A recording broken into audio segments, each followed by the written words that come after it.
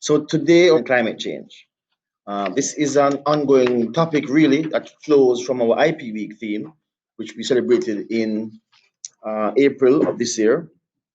And so the focus is on how the environment and green technologies can aid in fighting and promoting technologies which have benefit for us in the future. And so we're very pleased to have with us this afternoon as our presenters, Dr. Cliff Riley, Executive Director of the Scientific Research Council, SRC, as well as Mr. Carlington Burrell, who is the CEO of the Caribbean Climate Innovation Center. So without further ado, I'm going to welcome Dr. Riley and Mr. Burrell, and we're going to share the slides and invite them to do their presentation.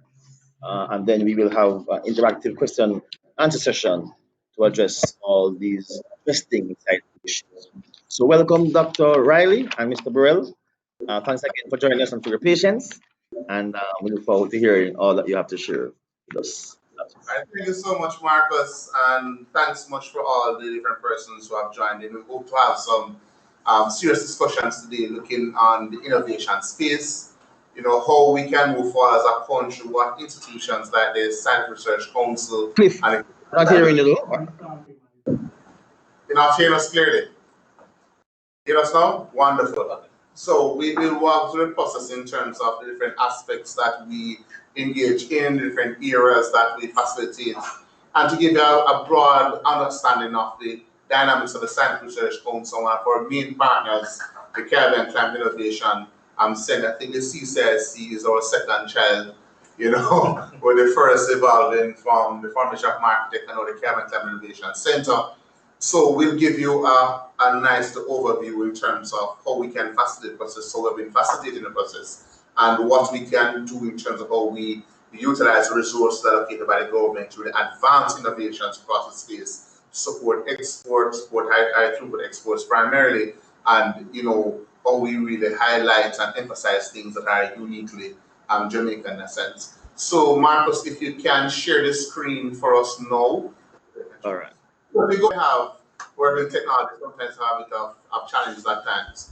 So just to bring you through the four primary focal areas of the SRC, and these are critically linked to our operations, it's linked to how we manage and support innovations. So one of the primary areas we look at in terms of the support services, in terms of technological solutions, and most of the solutions we focus on from the SRC perspective, we are not a basic research institute, we are an applied research institute.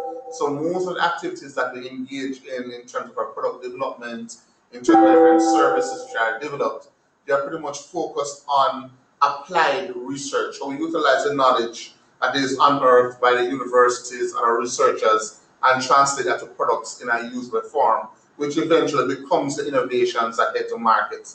And these tend to serve to be a major driver in terms of both social and economic benefits. We have another primary focal area being the popularization of science and technology, for us to really understand the importance and the dynamics of science and technology and what role it plays in everyday life, and how one can feed into that cyclic system of ever-evolving dynamics in research, ever-evolving dynamics in science and technologies as new knowledge or information becomes available. And the other areas in terms of focusing on our staffing complement, our drivers of creativity, or drivers of innovations. And it's really important that you have that cadre of team members that are responsive, that have creativity, and that can be very innovative to see how we move from one step to the other. As you go to the next slide, Marcus, we'll recognize that a lot of the information that comes to us at the Scientific Research Council, they just come as ideas. A number of persons in the Jamaican space, in the international market, and we do quite a bit of work for a broad spectrum of individuals, wide-based in terms of countries. But most persons just come to us with an idea. I want something that looks like that, and I want you to do that. That's all the information they have, which means our team will have to apply that knowledge that they have, the experience they have in the space to design, to develop, to test, validate that particular prototype for these individuals with the hope at the end of the day that these prototypes are widely accepted within the market space to form competitive products and services. One of the important things as well as we go through that dynamics is to understand that there are two routes in terms of the IP protection, ownership, and management in the Scientific Research Council.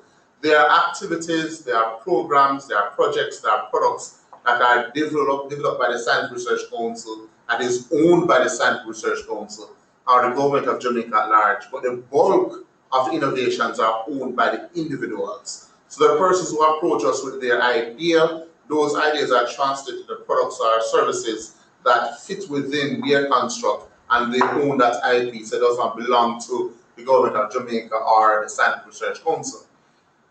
As it relates to the priority policies, we have our 2030 National Development Plan, which speaks to how Jamaica will be represented, or it will shape what operations will drive Jamaica towards a point of becoming a developed state or developed country.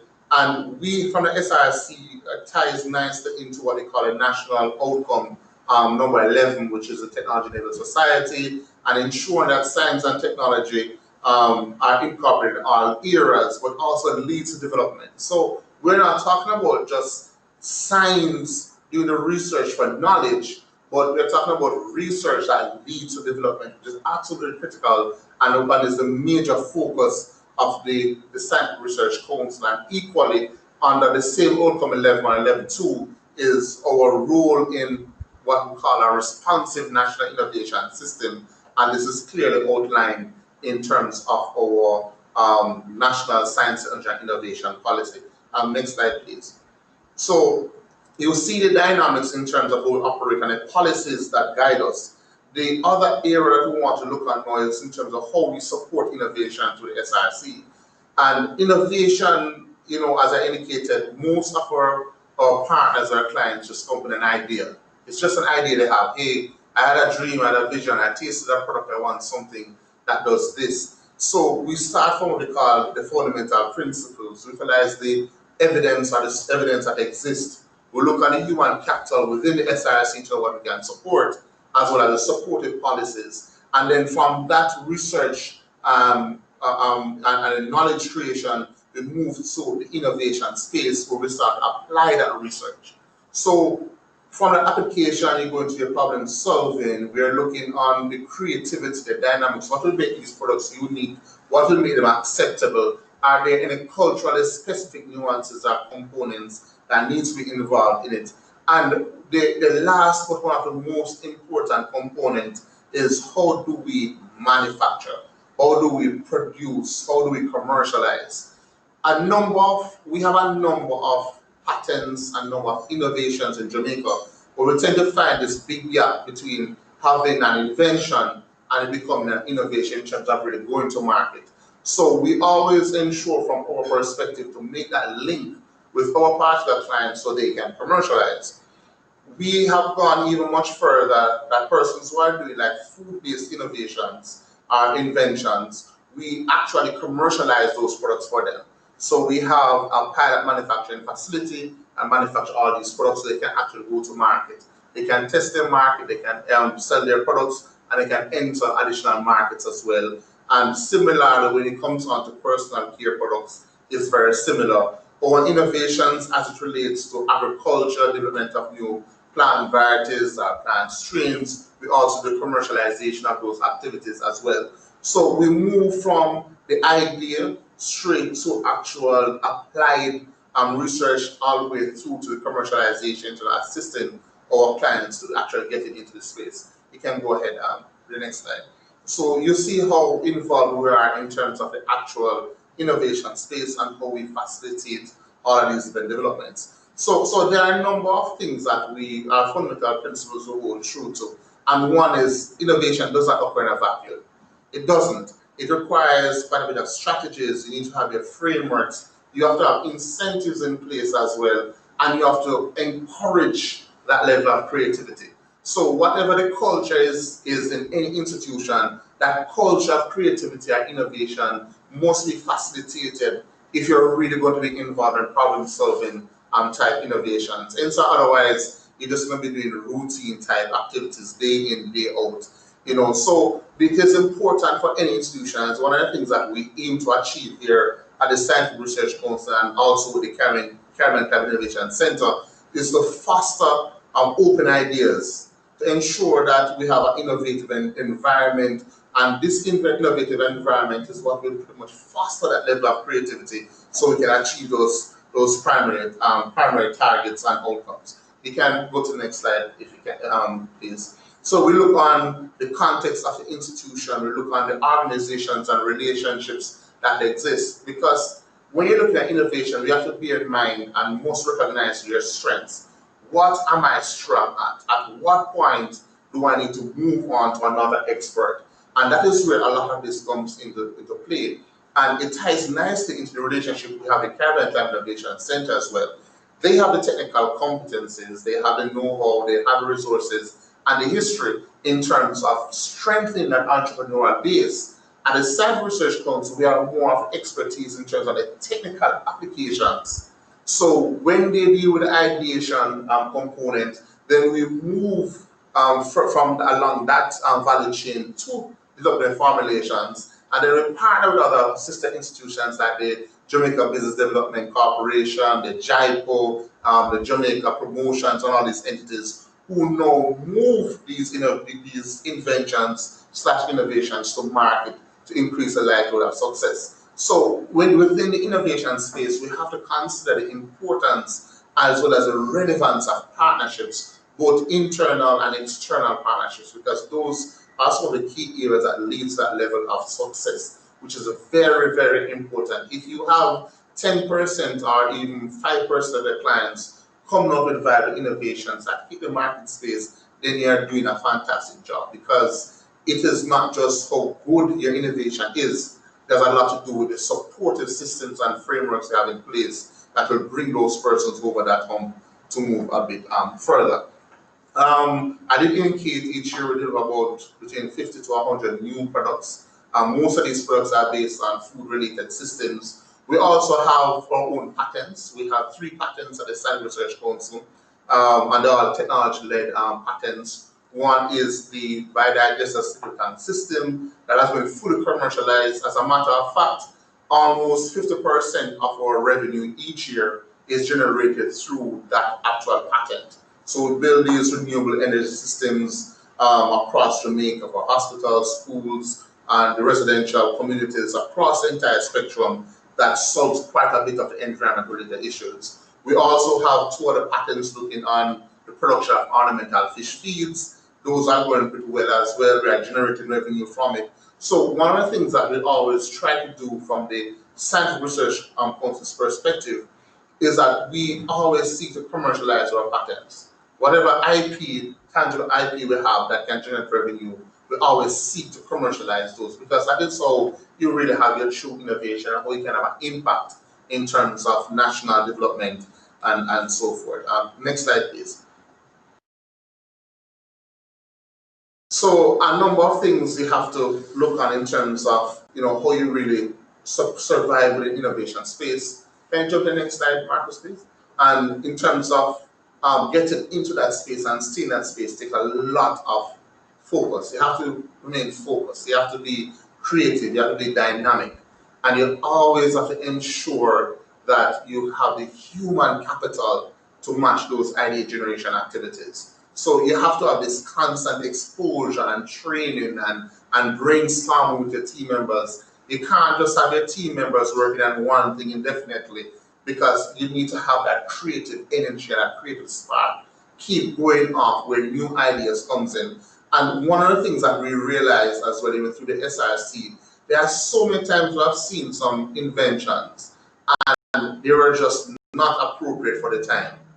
But later on, you realize that they were able to really take off and be very successful. So don't look on inventions and innovations as being failing or nobody has much interest in it. And take this, for example, 4 or 5 months ago, we were not doing meetings virtually. We had all of our meetings face-to-face. Zoom was just something on the surface. WebEx, most of us didn't even knew we had Microsoft Teams, Microsoft software. But then the actual environment was created where such innovations, the level of interest in it grew significant, and you just start seeing a massive increase in terms of stock value and usage. And that's the dynamic as when you look on innovations or research and development type activities. Sometimes the innovation predates the actual need, and those are some of the things that we consider as we move ahead. Relationship with industry is critical, and I really want to emphasize this component because sometimes we are our own worst enemies. We have very good inventions. We have our inventions that are patented, but then we decide that, hey, I want the full 100% of the potential revenue from this invention, so it dies with us, as opposed to partnering with an entity and agreeing for 50% or 30% and some other IP type protection that will ensure that you are not cheated out of the system. So sometimes you have to let go in order to grow.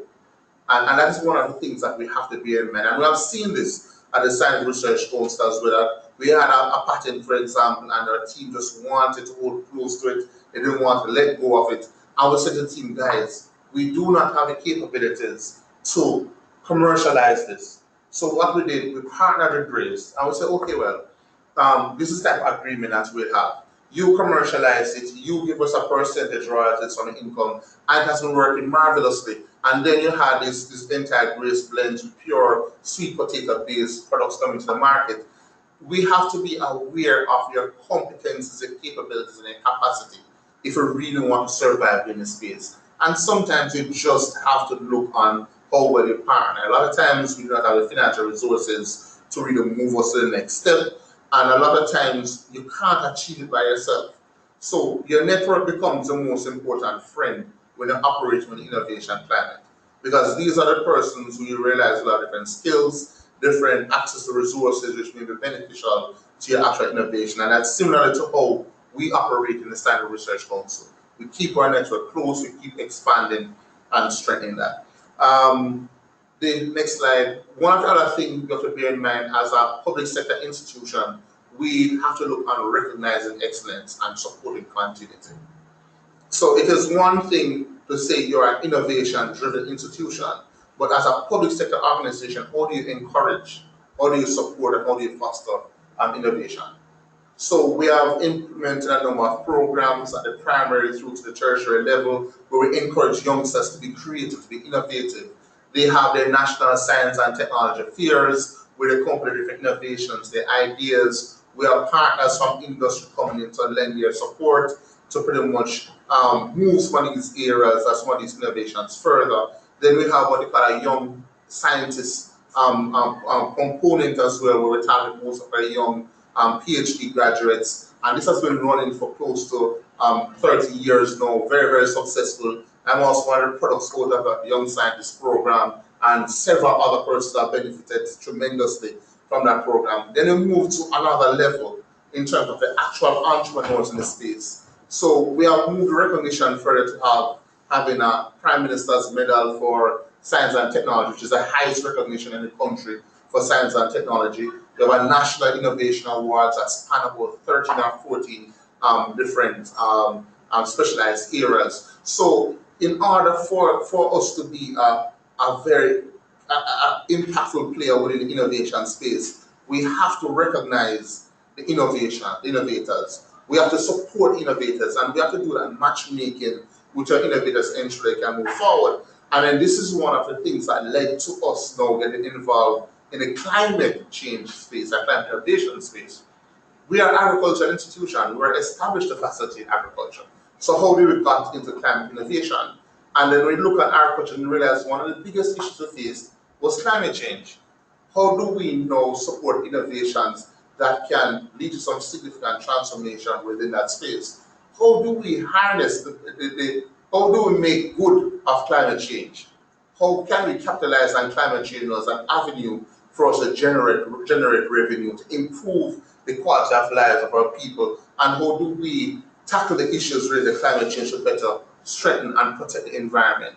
And this is what actually led now into moving into climate innovation space, joined with a sister institution, the Caribbean Institute of Industrial Research in Trinidad and Tobago, joined with the World Bank as well as the government of Canada to establish that project, I think back in 2014, to establish a Caribbean Climate Innovation Center, which has been in some tremendous work, working with young entrepreneurs and bringing them forward and explore another avenue in terms of innovation, which makes life a bit more convenient. Because when you think about the fact that we have our solar related systems or our solar heaters, we have so many mobile technologies, it improves convenience.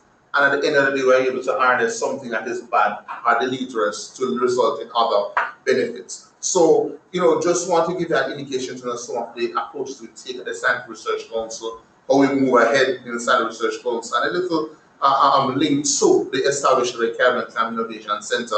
So I'll just move over now to Carlton Grill, who will dig a bit deeper into the climate innovation space and how they encourage entrepreneurship and innovation within climate change. So if you could jump to the next slide, where Mr. Bird can take over. So I'll take my leave for now and hand over to the true expert in climate innovation.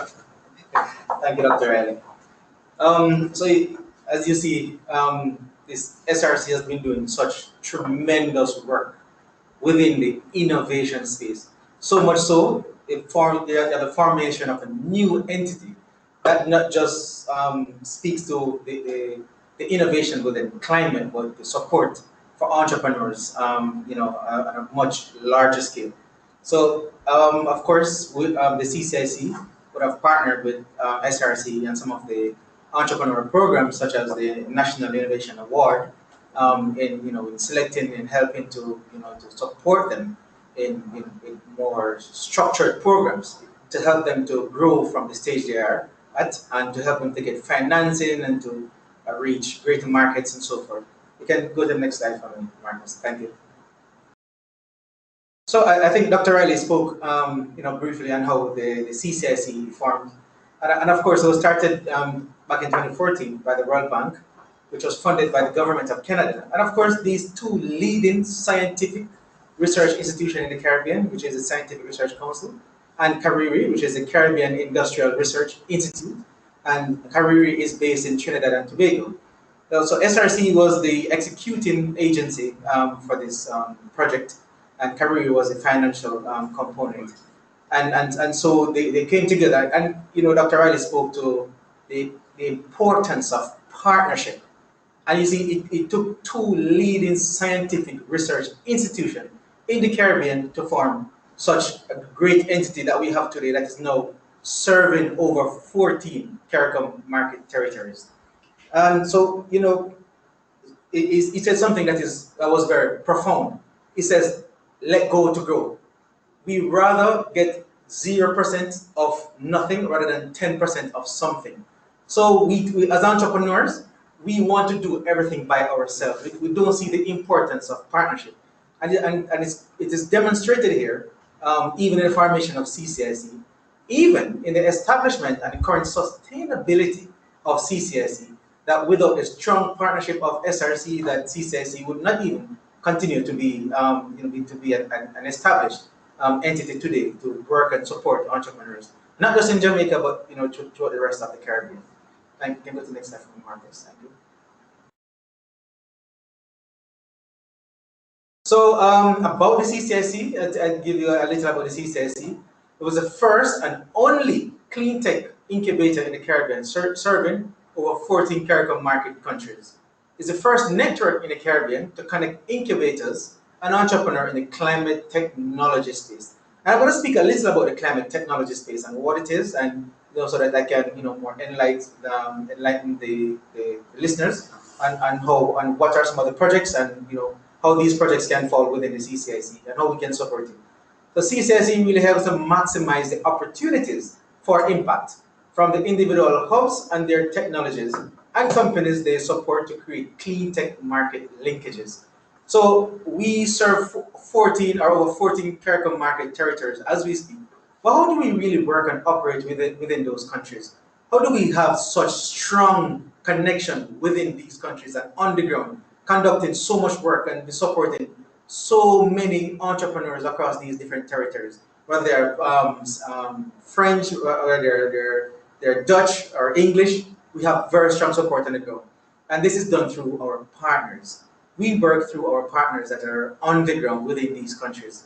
And one of the things that we do is that every 2 to 3 years, we ensure that there's a capacity building or workshop is done, where we bring in all our hubs into a more centralized location. The last one was held in Barbados. And what we do is we look at all our programs and we build manuals on every single one of our programs. And you'll see our program shortly. And what we do is that we do these manuals and we train them on how they can execute our programs. This is a part of our sustainability as well. Because one day we may not be in existence, but these hubs are there. And we have several partners. We have partners ranging from academia to government, to quasi-government, to private. And in lots of these countries, we have more than one partners. So we do we do several partnerships with Ministry of Tourism or Ministry of Industry and Commerce. And in the meantime, we are partnered with the central banks within these countries. Or we're partnering with the chambers of commerce or a private sector company that is doing similar work. So we look at the synergies and how we can, grow our footprint or expand our footprint in the Caribbean. Next slide for me, Marcus.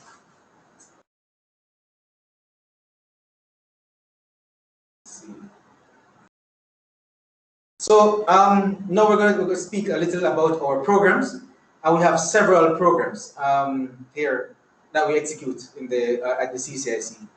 We have the Accelerator program. I'll speak to it in the meantime to see if it changes, Marcus.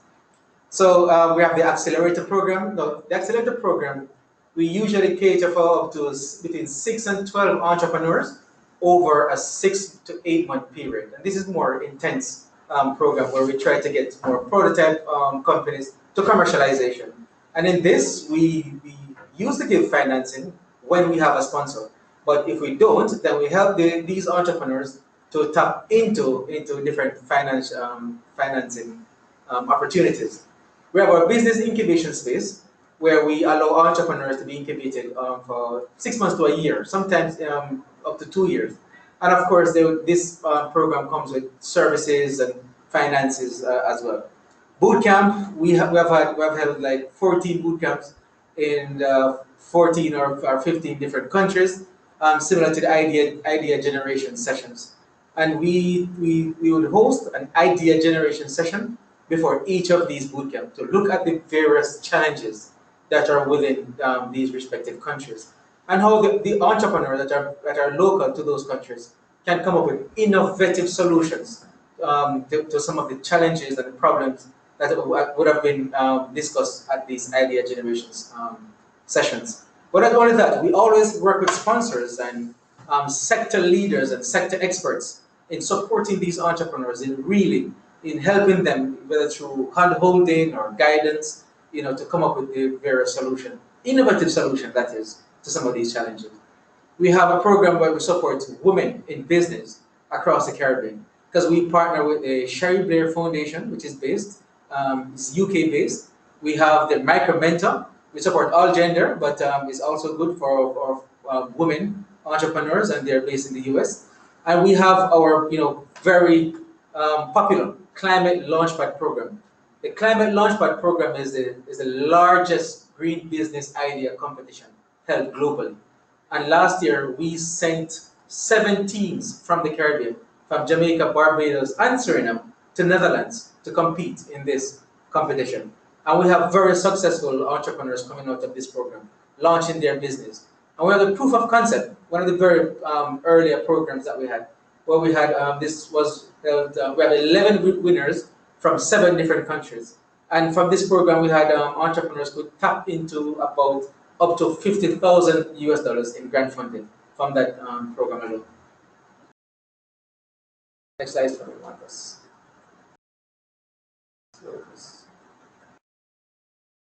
Through our services, we drive innovation.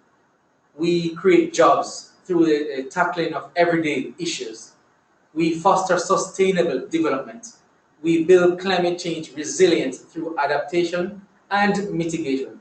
So we tend to focus greatly on adaptation.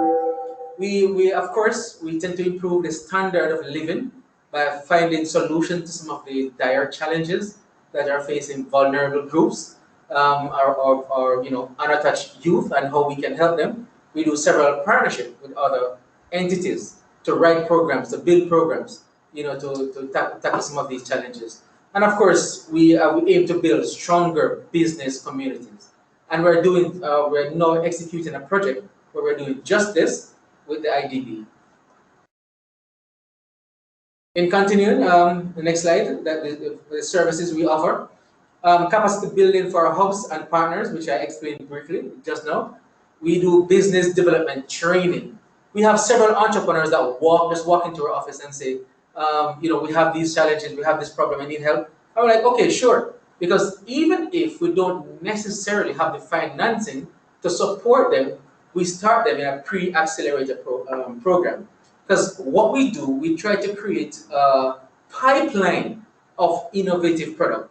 Because these entrepreneurs, maybe there's an opportunity for them, but they don't have the pitch deck, or they don't have what do you call a business strategic document to share with any grant agencies. And of course, from time to time, we are very strong partners with the Development Bank of Jamaica, and I must say that they have been doing fantastic work. So one of the things that we do, we help to prepare these entrepreneurs so that when these opportunities come about, of course, they can go right ahead and apply for some of these programs. And of course, in doing so, we work very closely with JIPO, because it's important that the entrepreneurs understand that the intellectual property rights of their products or their service, and how they go about doing that. So when we have some trainings, when we're executing a program, it's JIPO involvement is very critical. Another involvement is the Companies Office of Jamaica, because they need their business to be registered. So these entities we work with very closely to ensure that the entrepreneurs understand the importance of protecting their products and their services. We do mentoring. We spoke about the two mentoring organizations that we partner with. We do prototype development. We help to provide funding to the entrepreneurs so they can do their necessary prototyping. We provide access to markets. We look at which markets they're strongest, whether it's the Caribbean or a particular sector in Jamaica, so that they can be more focused on those niche markets. And conquering those niche markets, in the climate launchpad terms, we use their beachhead market before they start looking at other markets. We look at access to finance and providing seed funding when available. We do business development consultancy. And in consultancy, we work with the World Bank, the Caribbean Development Bank, and several other private entities where we write programs, not just programs for climate change, but of course, if we're going to write those programs, there are aspects of climate change which will be built into those programs. So we do consultancy. They come to us and they say, I would like to deliver a program, but I would like you guys to develop these programs for us. So we do that. And of course, we do technology commercialization. Some key stats that I would like to highlight. That on the other slide, that together we have reached over 2,000 plus entrepreneurs from 15 CARICOM countries. We have over 200 stakeholders, including mentors, from 17 different countries in the Caribbean and globally. We have invested close to $1 million in grants to 47 companies, leading to the creation of estimated 106 new jobs and 80% change in revenue by these supporting entities. So over a 2-year period, we have seen over 80% change in their revenue after investing, some amount of money into their companies, along with the business development training, along with the mentorship, along with the coaching. We have seen several growth in these companies. So some of the programs through which entrepreneurs are engaged, we mentioned the idea generation session. We have done 15 in 14 different countries. We have surpassed at 14. Women entrepreneurship. We have the Sherry Blair Foundation. We are now up to about 80 women in that program. We have the Climate Launchpad program. Last year we did Jamaica, Suriname, and Barbados. Next year we're doing about 6 countries. We have the proof of concept. We have the mentors. We have the micro mentor. And of course, we have our Green Startup Bootcamp. and consultancy, different programs that we build. On the other slide, we are part of a larger umbrella program, which is called the Climate Technology Program. There are about 16 different entities globally. Up to 2019, we would have met by annually, looking at best practices and how we can move products across the different continents or different countries. A matter of fact, the Caribbean Climate Innovation Center was the second such center to be established, and that is testament to the work of the SRC and Cariri, and how forward-thinking these institutions are. And now, because of CCSE, we have a number of other entities in the Latin American countries, such as Argentina, Chile, Ecuador, Brazil, Colombia, that are now coming under the umbrella of CCSE. So together, they are joining CCSE to form what we call LATAM, the LATAM group. And we are now, myself along with the Argentina group are co-chairing this initiative so that we can fund the other companies and get financing for the other companies and so forth in the rest of the region. And finally, I would just like to highlight some of our entrepreneurs that we have been, of course, supporting in the last year or so. Of course, we have Artel, which is Tracy and Iman. She has developed a dynamic flood early warning ICT tool, customized to stimulate potential casualties, safe zone, and extract optimal warning times for evacuation in flood-prone communities across the Caribbean. So, we're looking at vulnerable communities and how we can reduce loss of life and loss of properties. And that's what Tracy and Iman to our Artel group is doing. Davian Morrison, with his organic foods, creates a goat feed from sargassum seaweed. And he has received huge support. And he has also used the component of the sargassum that cannot make the feed for the goat to make charcoal. And it's called eco, and he's developing that right now. We have Dennis Eccleston, who's based in St. James with his iPower company, where he wants to create a solar renewable energy station.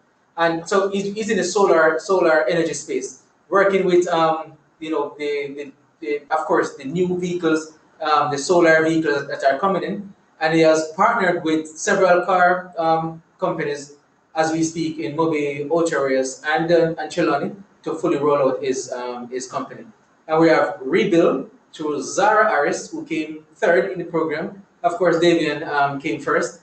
And Rebuild creates high albedo pavement using plastic pellets and shredded plastics to obtain from plastic waste. And of course, if you look at the roadsides and so forth, it absorbs, because of its surface, it absorbs a lot of heat. And as you know, it's getting hotter and hotter every day. And the Met Service would have issued several warnings about the upcoming months and what is happening with the environment and all. So these entrepreneurs are really working to combat some of the effects of climate change, especially in the field of adaptation. And thank you everyone for listening. I really hope that you find some of these information useful, and of course, how we can support you in, of course, being better entrepreneurs and business persons. That's it. All right, thanks so much, folks. All right, great. Well, really. So like you're on a sound system, Marcus. Mic check. So okay, all right. Yeah, man, that was really lovely. Really great to hear about all that's happening. And so we look forward to that. I'm going to fix this record. So, speaker. Turn it off.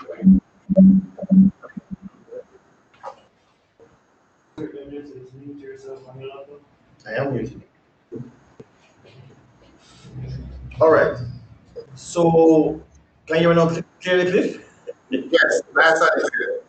No echo, right? So yeah, man. I mean, there's so much happening sometimes that we don't always get the chance to get into detail with what's happening in those areas. So we want to thank you and Carlington for sharing all that very useful information.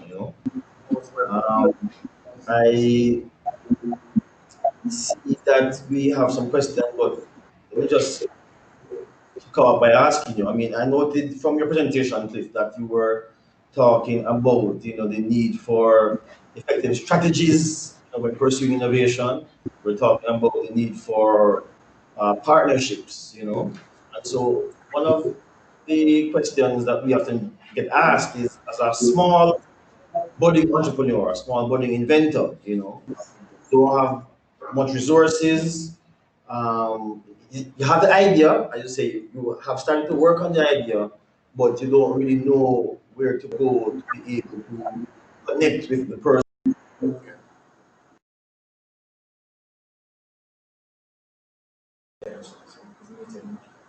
You're now muted again, Marcus.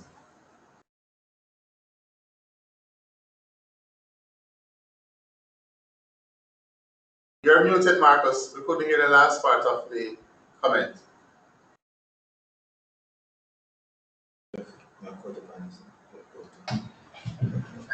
Cliff? We didn't get the last part, Marcus, but I think we're inferring from the comment. Yeah. Yeah, I can hear you now. Oh. Can you guys hear us? Yeah, go ahead, though, Marcus. No? No. Because I'm saying, how are we going to hear? I can hear you now.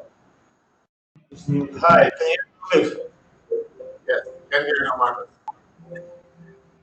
Okay, all right. So yes, what I was asking is that sometimes we have individuals, who are budding entrepreneurs or budding inventors, and they have an idea, they have started to work on a solution, to the problem that they have identified. But I see you made note of the need for effective strategies and for creating a network of partners or partnership that can sustain and support the innovation process. So how would you advise us, a young or a individual who is just embarking on that journey? How would they go about to create that network and to get the kind of support they would need to have a successful innovation?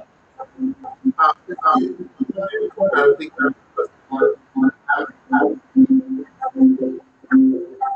there's some feedback from it, yeah. And one of the reasons I'm so happy with that question, and coming from the what is the visionary approach from JIPO, you guys have recognized the importance of having an entity or a space where you can have some serious coordination. And that move pretty much led to SRC being established as the Technology and Innovation Support Center. So SRC being a TISC center now through WIPO is we are now able to create more of a coordinated approach. So feeding that information into persons who may have an idea. And this is the important thing about that initiative as well, Marcus.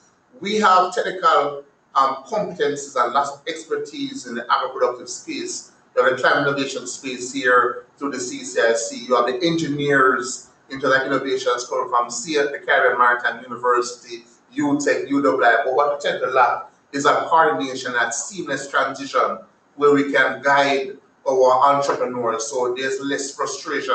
So we're entrusting that once we have the TC formally launched at the SRC, you start putting things in place, building out that network, there should be a much smoother transition and moving persons along that value chain as we move ahead. So that greater coordination in terms of innovation management should be coming out this smooth. We got a bit delayed. We should have launched that center at SRC in on June 14th of this year, but was somewhat delayed, but we're still moving ahead with it.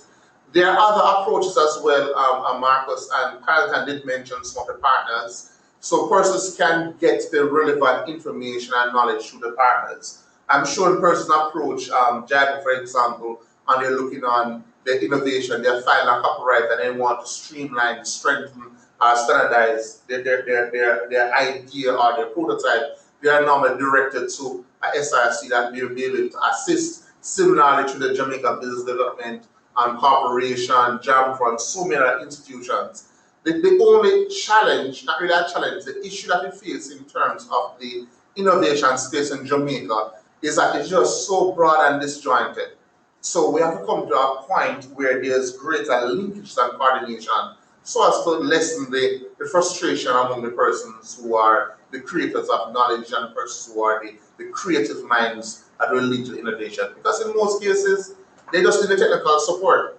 And the technical support resides primarily in the public space as well as through some of our universities. So we are hoping that that partnership and that network through this can strengthen that relationship so we can move a bit smoother and easier.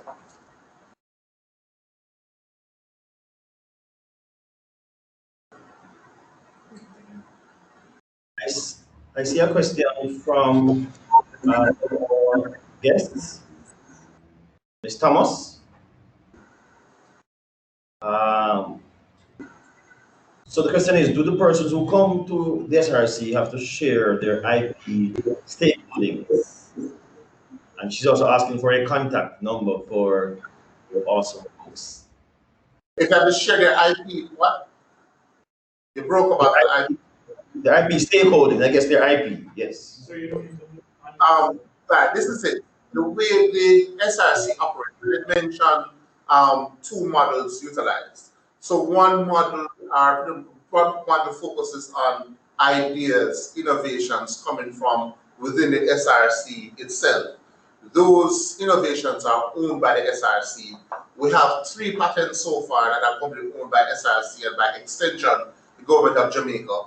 We have a number of formulations that we have developed that belongs to the government of Jamaica, the SRC, which we enter different partnerships or agreements with other entities. I gave you the Grace Kennedy example into the how we engage those partnerships. But when individuals approach the SRC with their ideas, they own their IP. We are facilitators of the process. So we charge the persons a minimal processing fee, just a small fee. But when you look in the context of R&D, it's a minuscule fee because we want to ensure that persons are serious and they're not burning the time of our scientific teams who could be directing their energies elsewhere. Because something have a lot of noise in the innovation space. Some persons may go to their bed and say they got a dream from their grandfather or father that they could use this bush for this particular treatment. And they're not serious. A week after, they don't hear anything from them. We want to sieve out that noise and take the person who's serious that they, guess what, the dream was real and the bush is good for it, and so I want to move forward. So we ensure that that our innovators have some skin in the game.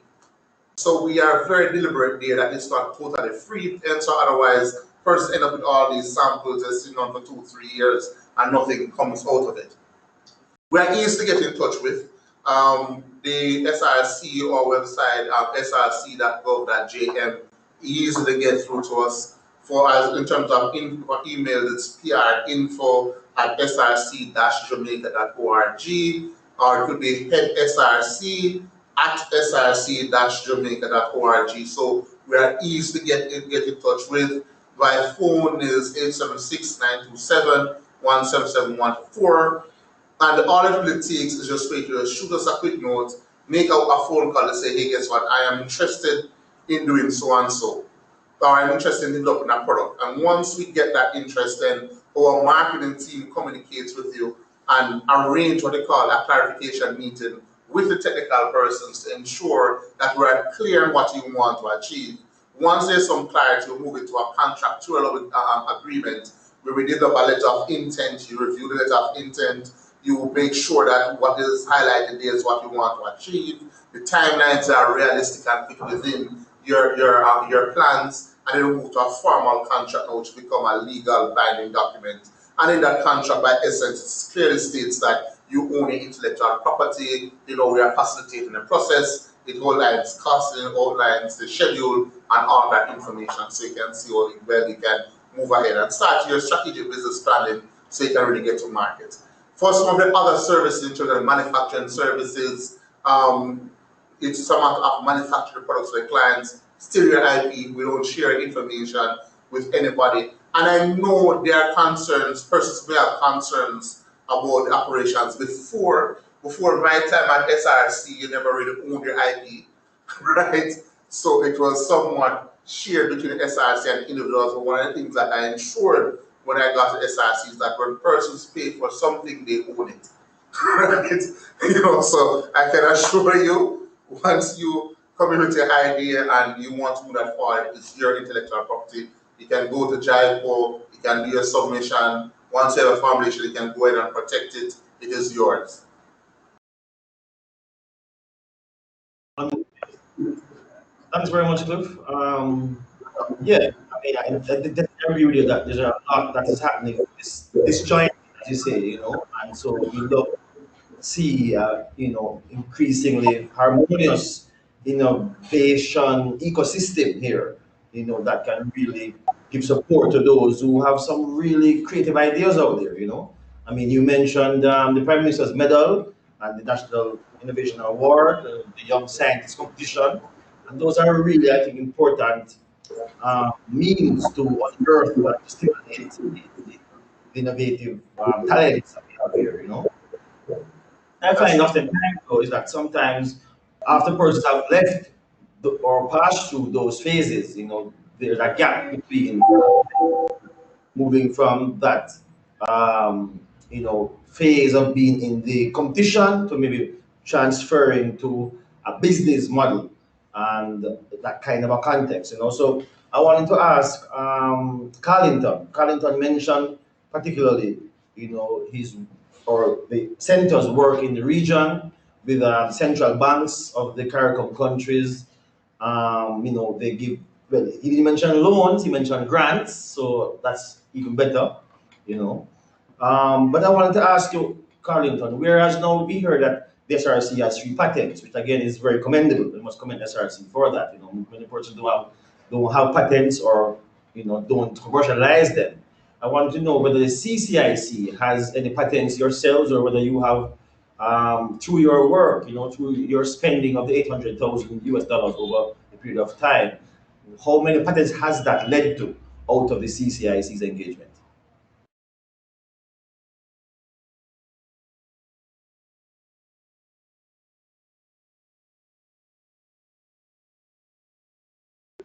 SRC is making oh, not to go. But the computer when I use the far, so I go up to it and Perfect. You can hear us now. Okay, great. Yeah, man. Thank you so much for that question, Marcus.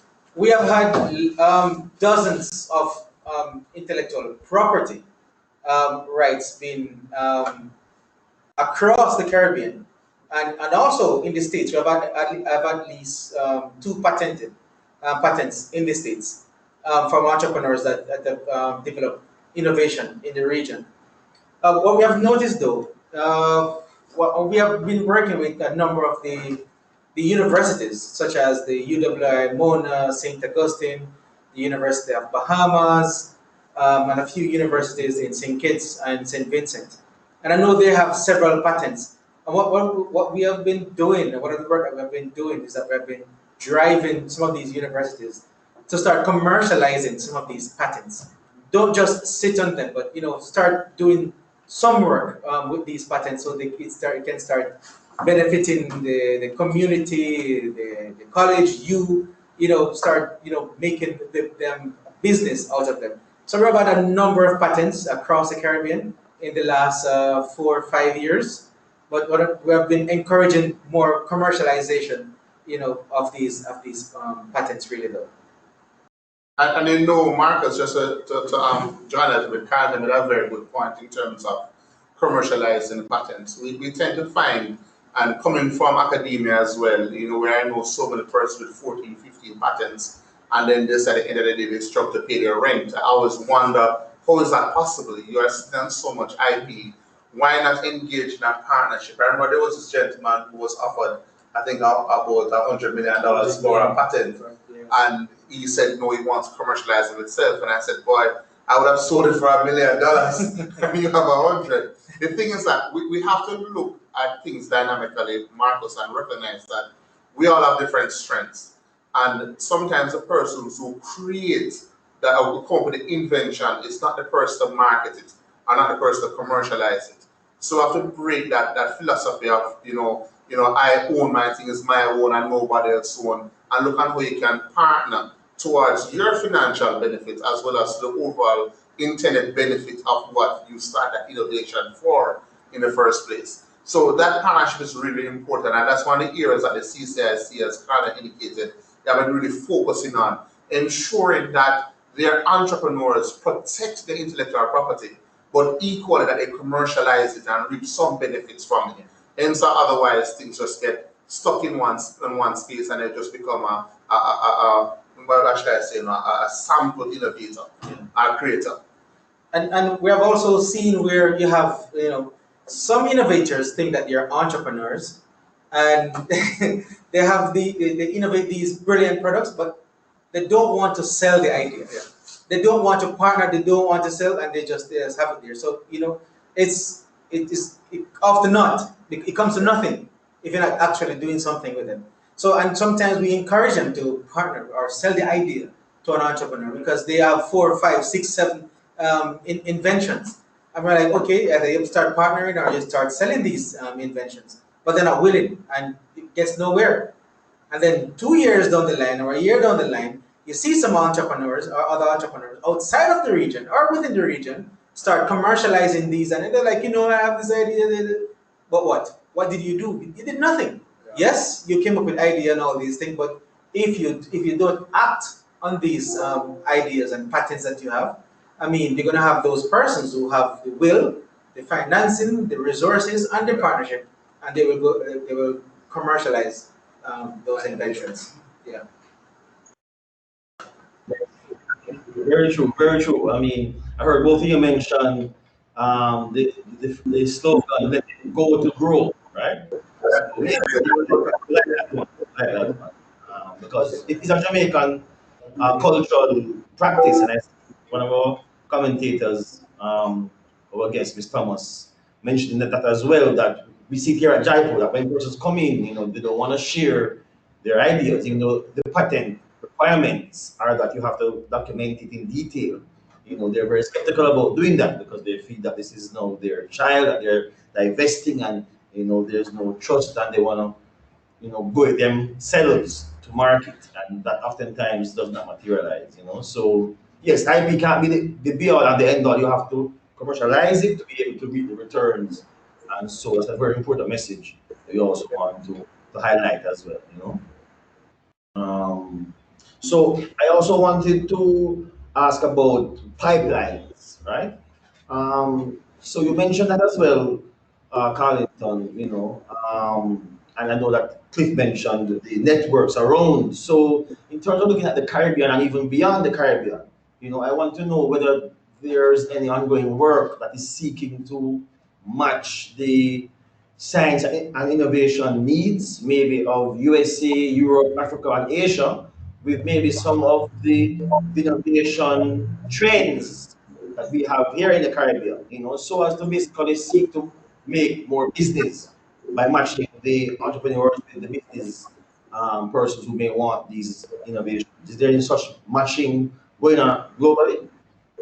Right.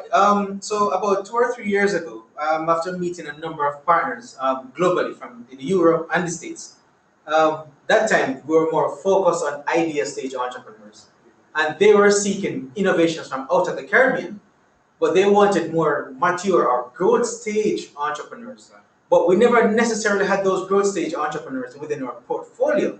And then realizing that this is a serious opportunity, that there are huge corporations, huge entities out there looking for innovations from the Caribbean and the rest of the region for these innovations to acquire, right? But all of our entrepreneurs were mostly in the very early stage, or very early stage of their growth cycle.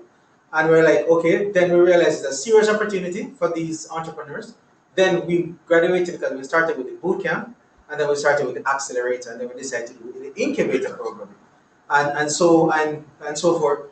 So when we realize that the entrepreneurs have graduated from the accelerator program and they need additional support, we tend to put them in another program or another cycle of program to get them to that level. Because 6 months don't necessarily, quickly advance an entrepreneur within our context and our small economy or our small markets. So we have to kind of do a continual support.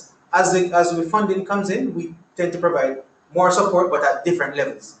And we provide the support to those entrepreneurs that are achieving and growing, based on the previous education that they have received and the previous mentoring and coaching.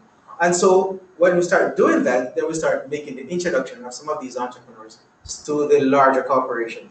For example, we have one entrepreneur in Trinidad, Ansel Bagwandi.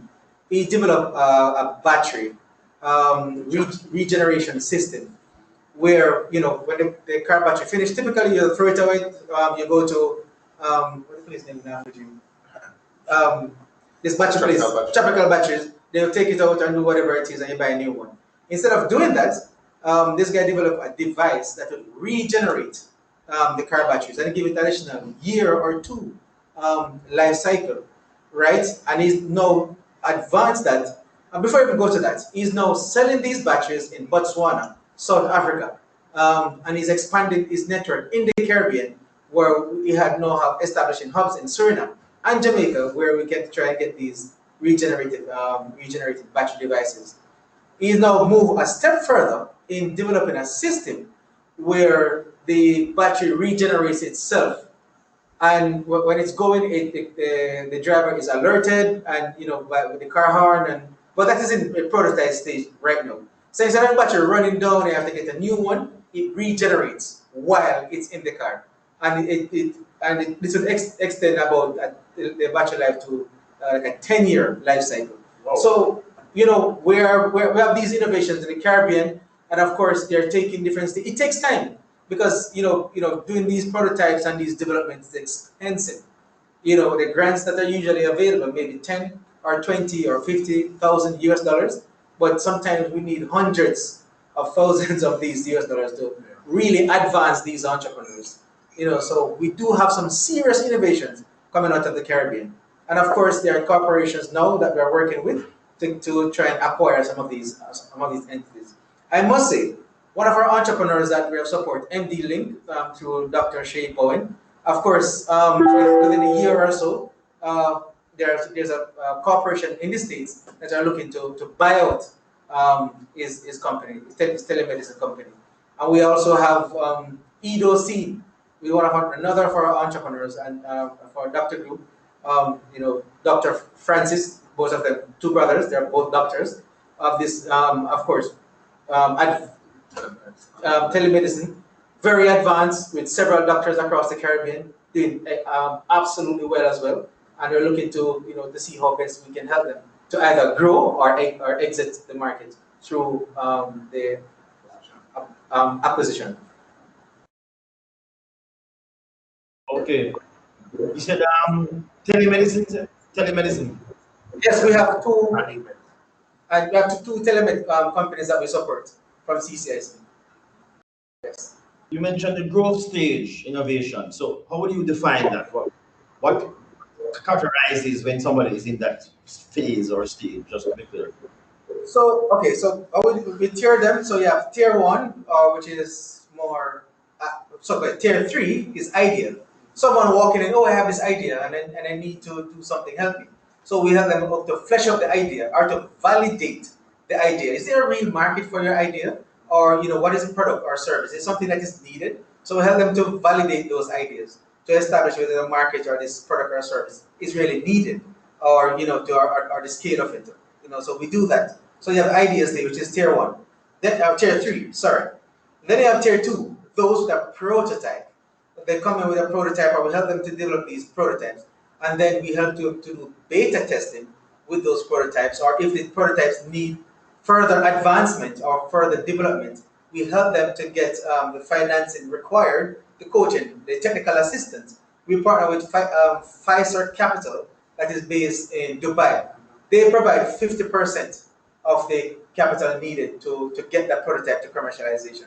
They also provide the technical expert required for whichever sector. Because we work in 7 sectors, whether it's tourism, agriculture, water, any sector. They provide the technical expert needed through our partnership to help these entrepreneurs to get to the next level. Now, tier 1, which we consider the growth stage entrepreneurs. These are entrepreneurs which are already now in the market, and we're trying to help them to expand their market or to grow their market out of the Caribbean to Latin America, to Africa, or to Asia, and how we can help them to get further funding, like seed funding or venture capital funding, not just grants now. So they're graduated from the grant stage. Yes, they can still tap into some grant funding, but we're more looking at more venture capital funding or more like seed funding, different seed, Series A or Series B. And we partner with venture capitalist companies at this point in time to help them to be more serious or to access greater amount of funding to either grow the team or to grow them or tap into new markets. Okay. All right. Thanks so much. So the floor is open, right? We have got a few questions, and so we're just reminding you that you can post your questions in the chat, or straight to the presenters, and have your question answered.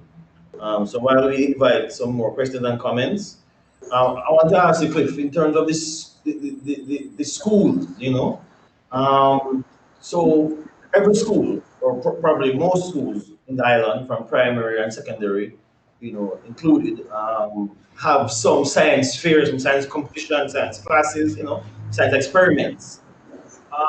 So what is the nature of the SRC's engagement in the schools, and where do you think are the opportunities for us to perhaps get more of our young people into science, technology, and innovation? Marcus, that's a brilliant question. We tend to find some of the most creative persons who have interacted with are those at the primary and secondary level in the schools. Not so much the tertiary, the primary and the secondary. We have quite a number. So our innovation, young inventors, innovators competition program, or what they call it science fair, tend to focus more on the youngsters, encourage them through different activities. So we have a series of workshops or ideation sessions each year, and we try to pick out those ideas with the youngsters along with their teachers. And one of the things we encourage is in terms of team dynamics. So they work within a team. So we try to get them to understand from day one that no man is an island and no woman is an island. You can't do it by yourself. Have other persons within that network that can strengthen your idea or can add it to what you already have existing. And we find those to work really nicely from the ideation sessions, innovation workshops, and then we have a competition at the end of the year, normally about June of each year, we have those competitions. And the different innovations or inventions are evaluated by a number of persons in the space, persons in the innovation space. And then you have your first, second, third, fourth winners that are recognized. They also attend innovation awards. There are a number of prizes that go to the individuals as well as the schools. So we try to encourage that culture of innovation from very early, and especially when their brains are constantly thinking and they are super creative. It's very, very important that if you want a culture of innovation or a society with innovation to really target a very young, target persons from a very young stage, and not just try to focus on the adults on it. Because contrary to what you may believe, a lot of the creative thoughts and creative processes, when you become adult, is not as, dynamic, because we're more focused on structured things or family and our job and our homes and pension and all that. But the youngsters are just thinking constantly of how they can make something easier, how they can make their life easier. So it's really important to encourage from that stage. So our science education and popularization department and division focus primarily on those from the primary schools, secondary schools, as well as going to the tertiary levels as well. And one interesting thing we find as well, Marcus, is that the majority of the winners for the competition and normal from the primary schools. And persons who normally say it is unfair for the primary school students to be competing with the university students. But then when you do your independent evaluation or external evaluators, it's the primary schools that normally win. You know, that just goes to show that there's quite a bit of creativity, and we have to support that, and we continue to try to support that. And luckily for us in Jamaica as well, and we have to thank the corporate Jamaica for this as well, they tend to step in a lot when you have minors or children involved in different programs. So we get quite a bit of support from different government and non-government organizations to encourage and foster those levels of innovation. We have also gone a bit further to ensure that we have programs, summer camps, where these youngsters come into the Science Research Council, where they start doing research, where they come in and they do tissue culture, they grow a plant from a leaf, they grow the plants from a cell, they go into the food manufacturing space and they understand how they make sauces, they go into our research labs and they understand how they do extractions, because we want to encourage that scientific process and scientific thinking and critical thinking skills from very, very early. So we have a number of those programs that are constantly encouraging and trying to get the youngsters a bit more involved. And you know, we hope that we get more support as we go along, while at the same time working consistently with our adults. Thanks. I was thinking when we were talking that it's probably unfair for the tertiary students to have to compete with the primary. Eh? That's what I thought as well. Yeah. So I wanted to ask, last year I went to a workshop in the USA, a technology transfer workshop.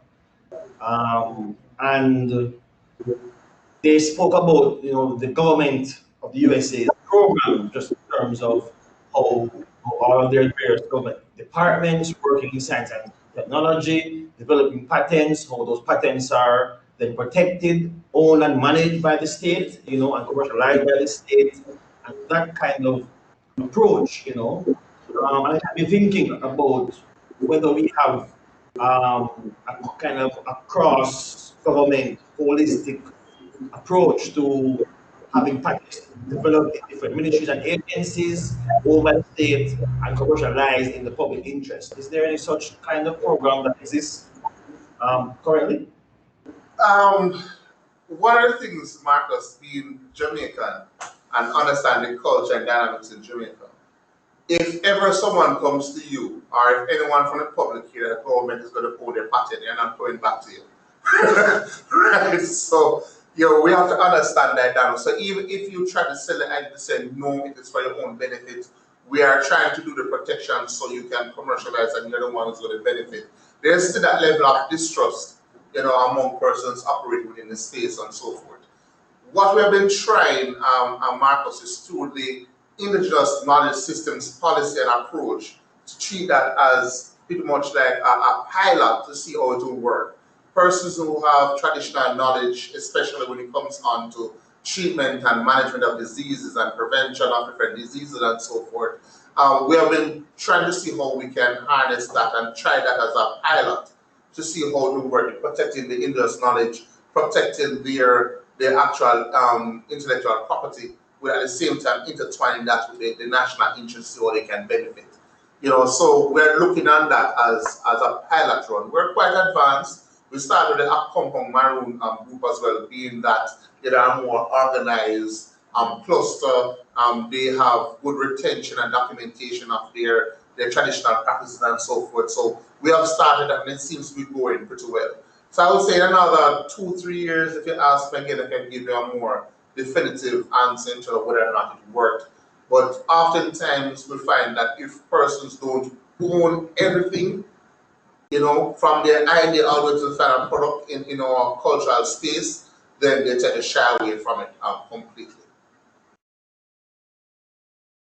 Yes. It's a really serious concern, it's a really serious concern, and I don't know what we can do. I guess we have to continue doing our public education around, the need to, let's say, be more open and, trusting and willing to partner, So I see one of our audience members, Ms. Thomas, um, says that she is, well, she mentioned the India model, Ms. Thomas. Yeah, Um, saw that.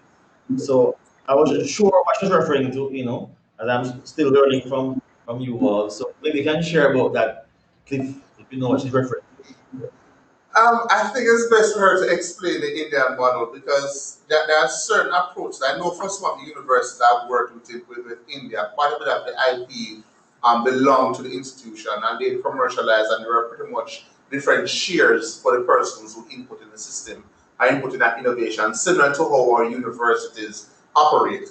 But I can speak to that from the institutional perspective, but not from a government related perspective in terms of how the financing comes through or intellectual property is shared and so forth. But maybe she can expand a bit more in terms of it from the governmental perspective. 'Cause I know for UTech, for example, IP coming from quite a bit of the works that I had done, you have about 50 or 70% belong to the student, and another 30% belong to the university. The UN model is the flip side. I think the university owns about 70% and the students may own about 10 or 20% and so forth. So there are different models or ratios persons may use. Some believe it is fair, some believe it is not fair, but all that is pretty much up for discussion. But what we do at the SRC is that we ensure that persons own their IP if it's not something that we initiated. I think she made a comment there in terms of the process for IP. Marcus, that will respond to the question that she asked.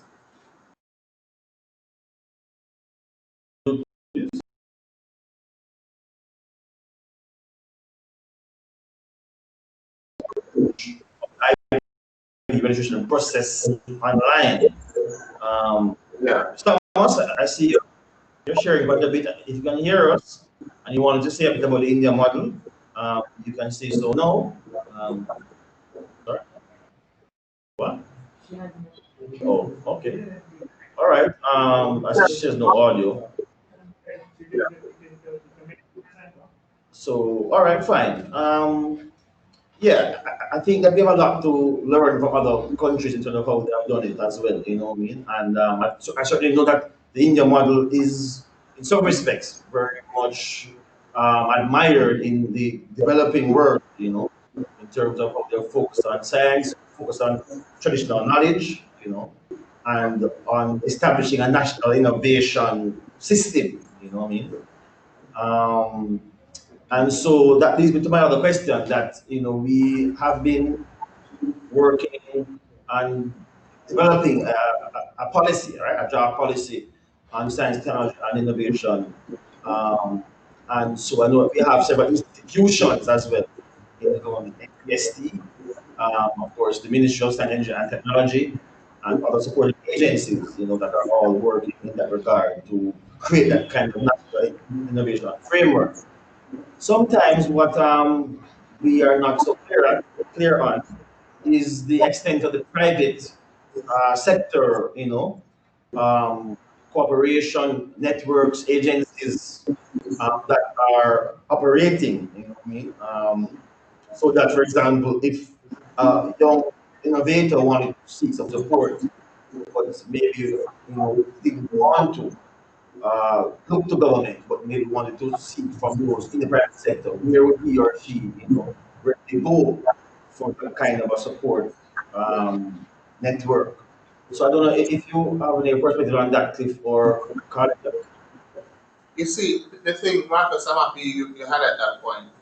As a country, I'm looking at innovation, and here at the Science Research Council, we see how best utilize our resources, advance different areas within society. When you're operating in the private space and you're doing business, you want to be assured that whichever entity you approach is serious and they have the resources to do what they're supposed to do. And they're not going to look on you and tell you that your budget was cut so you can't get your work done until next year.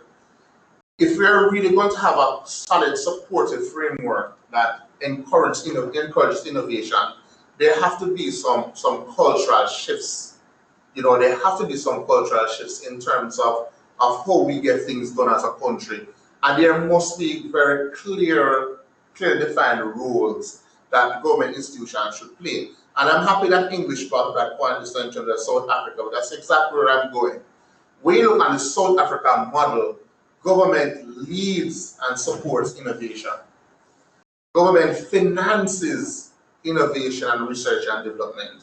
The government identifies with the different partners, being industry, as well as the different government institutions, what the research and development priorities are that should lead to the partner developmental goals for the short term, mid-term, and long term.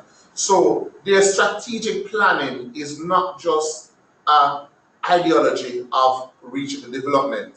It's the actual steps that you have to take and the supportive systems that has to be put in place along with the policies that support those systems, which must be in place for you to really achieve that. And when we look at even the science and technology policy that we have for Jamaica, we are not serious. I'm sorry, I'm a scientist, I'm not a politician, I'll tell the truth. We are not serious about research and development.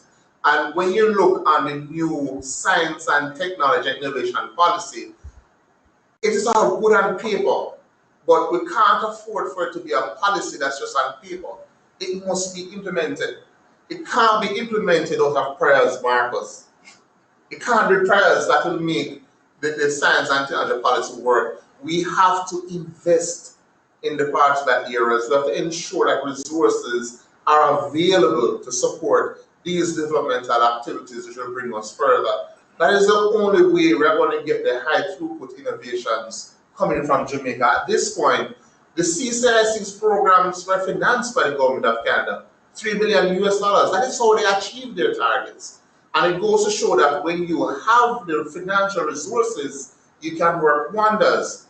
The SRC's focus is primarily on micro and small organizations because of not only the size of our budget, but also based on the level of advancement we are in terms of instrumentation. If we, for example, should work with a company that's want to send to like 10,000 units of a product each month, each week, we can't manufacture that.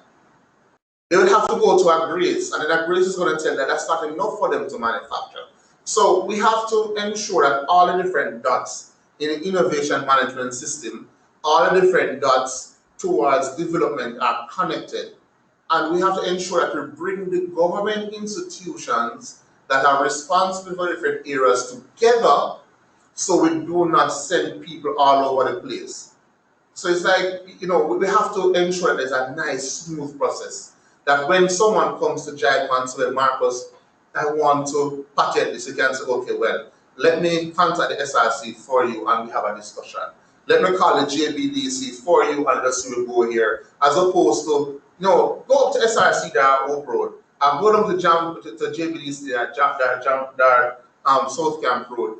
We have to have that synergy, so we have to be serious. And one of the analogies I always use, Marcus, is that I think when we take collection of taxes seriously, where it is easy for persons to pay taxes, then we might take research and development seriously and finance it. I want to speak a little about that too. The South Africa Climate Innovation Center was one of the last ones to be established. We were established in 2014. They were probably established in like 2017, 16, thereabouts. And they're far more advanced, way more financing, because guess what? Government actually built an innovation park. When we got a tour of that and how much money the government was contributing to that entity, right, versus what is happening in Jamaica and the rest of the Caribbean, they're light years away.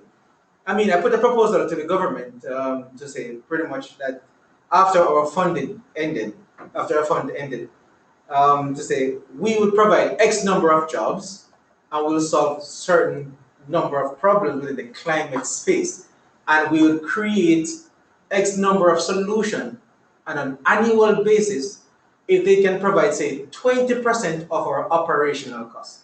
20%. So let's say our budget was 500,000 or 50,000. All we need was maybe 5 or 10,000. That's all we're asking. And then we would create a number of jobs through solving problems within certain sectors, right? And we put that forward and nothing, absolutely nothing. So how do you finance or continue to support the brilliant minds coming out of the university, the high school, or even primary school, the brilliant minds just walking in, I have a solution, this is what I want to do.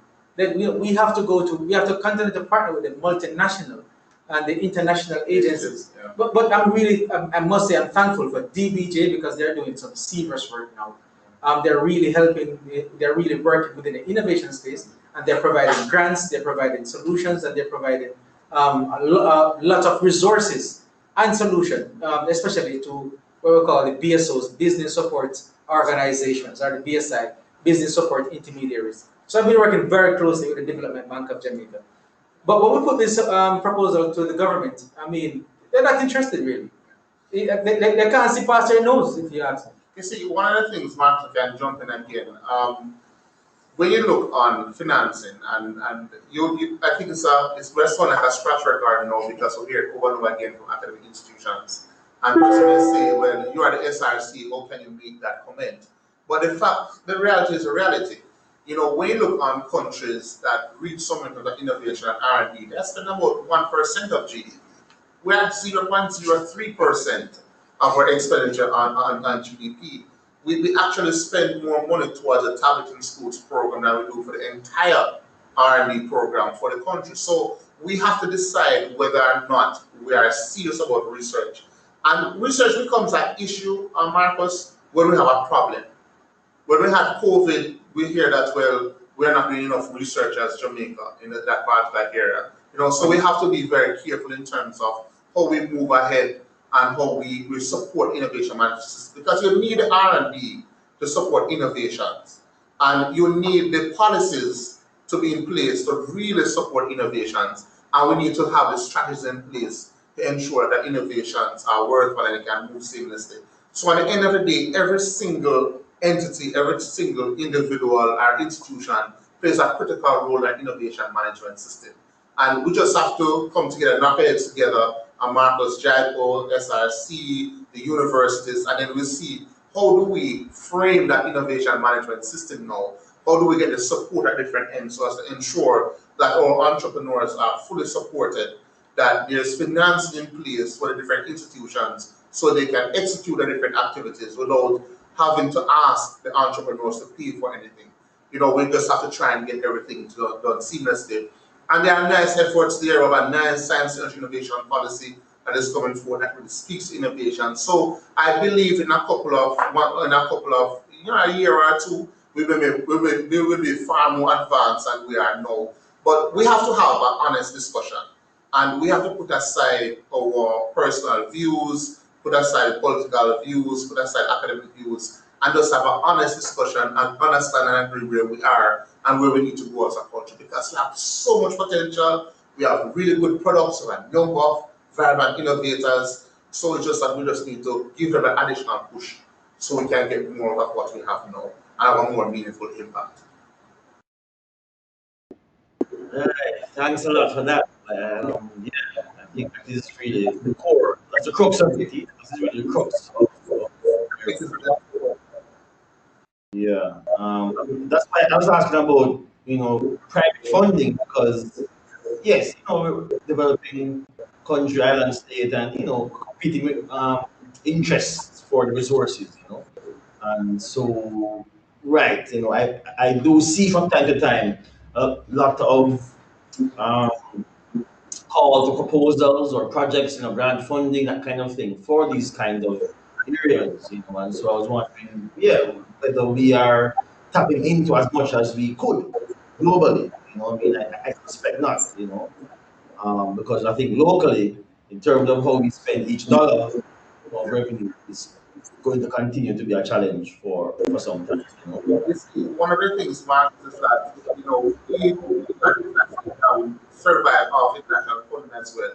But I think as persons in this space, we need to understand a lot of these funding, they are designed or in keeping with the priorities of the funding entities and may not be in line with the priorities of the government or the country.